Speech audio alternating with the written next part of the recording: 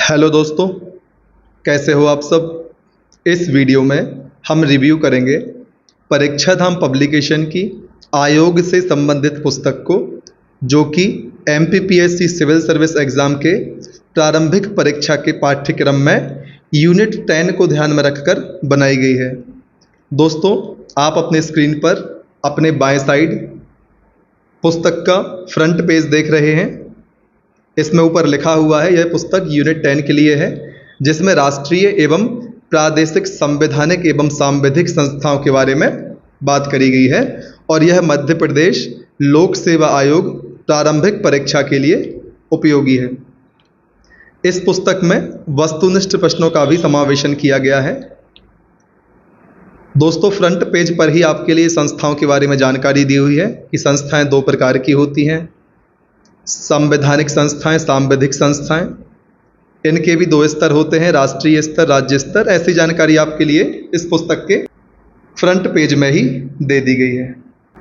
इस पुस्तक की सारी विशेषताओं को जानने के बाद हम बात करेंगे कि यह पुस्तक हमारे लिए हमारे एग्ज़ाम में कितनी महत्वपूर्ण साबित हो सकती है। तो दोस्तों, इस पुस्तक में एमपीपीएससी सिविल सर्विस एग्ज़ाम के पाठ्यक्रम में जो यूनिट 10 दी हुई है, उसमें 17 आयोगों को शामिल किया गया है सिलेबस के रूप में। सारे 17 आयोग को इस पुस्तक में कवर किया गया है।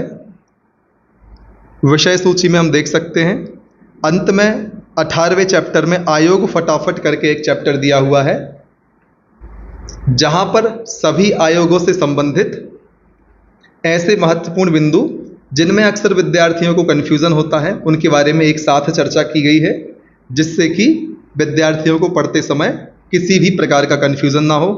दोस्तों, इस अध्याय के बारे में हम अपने वीडियो में आगे आपसे अलग से चर्चा करेंगे। चलिए आगे बढ़ते हुए अब हम देखते हैं अगली स्लाइड को। दोस्तों, इस पुस्तक में प्रत्येक आयोग के शुरुआती पृष्ठ में आप देख सकते हैं, यहाँ पर हमने उस पेज को लगाया हुआ है अपनी स्लाइड में, उस आयोग से संबंधित महत्वपूर्ण तथ्यों के साथ संक्षिप्त विवरण या ओवरव्यू दिया गया है। दोस्तों, मेरा कहने का मतलब है, जैसे इस पुस्तक में कुल 17 आयोग को कवर किया गया है।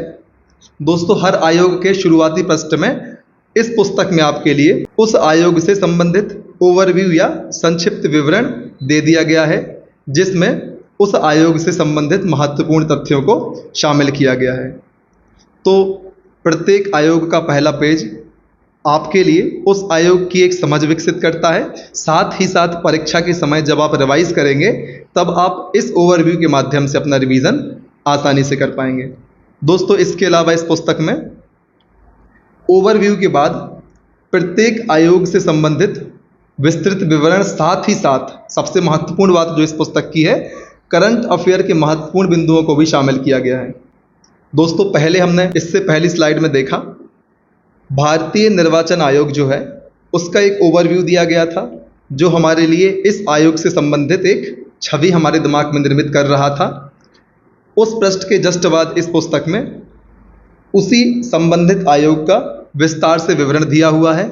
इसके अलावा इस पुस्तक की महत्वपूर्ण बात, इसमें करंट अफेयर्स के इनपुट को भी शामिल किया गया है। आप देख सकते हैं हर पेज पर जगह जगह आपके लिए करंट अफेयर से संबंधित जानकारी इस पुस्तक में दी गई है।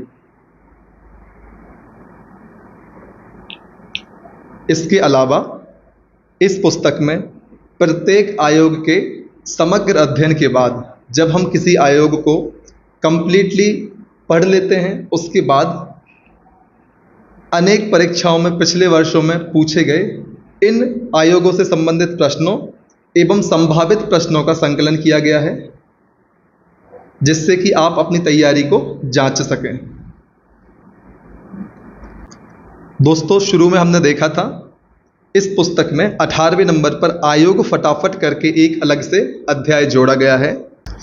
दोस्तों, इस अध्याय को शामिल करने का उद्देश्य यह है कि सारे आयोगों को मिलाकर जितने भी कंफ्यूजिंग पॉइंट विद्यार्थी के मन में आते हैं, जैसे कि अब सिलेबस में 17 आयोग एक साथ दिए गए हैं, 17 आयोग हैं। उन 17 आयोग में राष्ट्रीय स्तर के अलग आयोग हैं, फिर राज्य स्तर के आयोग अलग हैं। इन सब में हमारे लिए आयोग के अध्यक्ष को लेकर कन्फ्यूज़न होता है, उनकी नियुक्ति कौन करता है इसको लेकर कन्फ्यूज़न होता है, त्यागपत्र कौन सा आयोग किसको देता है इसको लेकर कन्फ्यूज़न होता है, किस आयोग के सदस्य का कार्यकाल कितना होता है, ऐसी तमाम बातें हैं जिनमें विद्यार्थियों को अक्सर कन्फ्यूज़न होता है।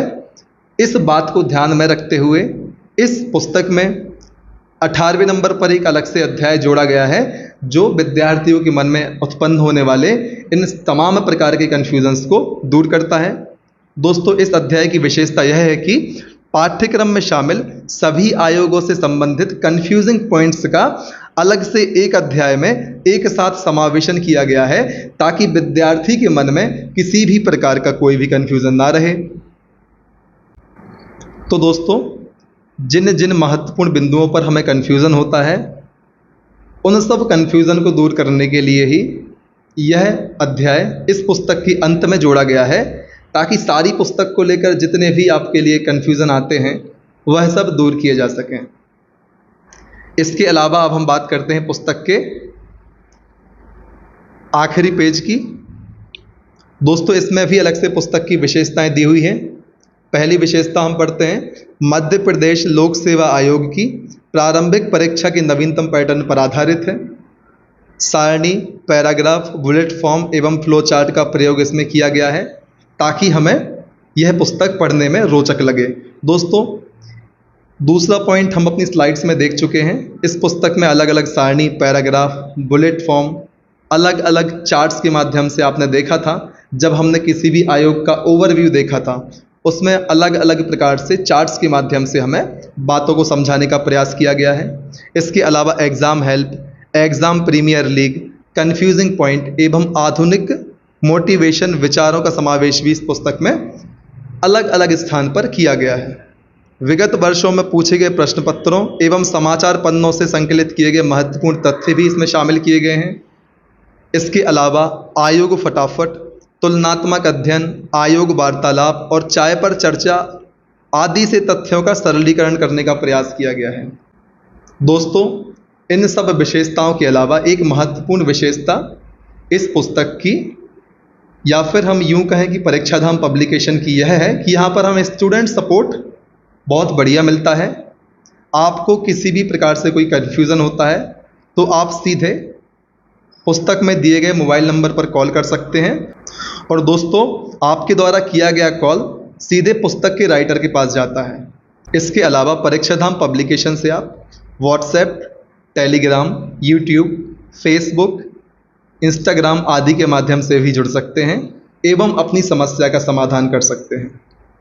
तो दोस्तों, इन सब विशेषताओं को जानने के बाद हम यह कह सकते हैं कि MPPSC सिविल सर्विस एग्ज़ाम के लिए यूनिट 10 को तैयार करने के लिए हमें इस पुस्तक को पढ़ना चाहिए। दोस्तों, हमारा प्रयास रहेगा हम इस पुस्तक को अपने YouTube चैनल पर अलग अलग वीडियोस के माध्यम से कंप्लीट कराएं। इससे पहले आप लोगों को एक सजेशन देना चाहूँगा कि वीडियोस देखने के साथ साथ आप यह पुस्तक अपने सामने रखें जिससे आप इस पुस्तक का एवं हमारे द्वारा बनाए जाने वाले वीडियोस का अधिकतम लाभ ले सकें। यदि यह पुस्तक आपके हाथ में रहती है तब आपको रिवीजन करने में बहुत आसानी होगी और बहुत ही कम समय में आप इस पर्टिकुलर टॉपिक का रिवीजन कर पाएंगे। तो दोस्तों, इस वीडियो में इतना ही। जुड़े रहिए हमारे साथ, लगातार मेहनत करिए, तब तक मत रुकिए जब तक कि आपको आपकी मंजिल प्राप्त नहीं हो जाती। धन्यवाद।